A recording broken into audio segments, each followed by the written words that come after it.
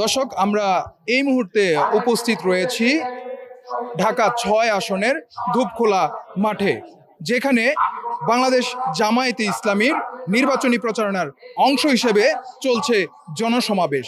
এখানে কিছুক্ষণ আগেই এসে উপস্থিত হয়েছেন বাংলাদেশ জামায়াতে ইসলামীর আমির ডক্টর শফিকুর রহমান।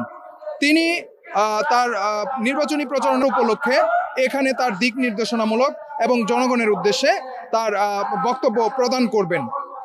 দর্শক, আমরা যেমনটি জানি, ডক্টর শফিকুর রহমান তিনি কিন্তু তার নির্বাচনী প্রচারণার শুরু করেছেন মিরপুর 10-এর যে আদর্শ উচ্চ বিদ্যালয়ের যে মাঠ রয়েছে সেখান থেকে গত 22শে জানুয়ারি।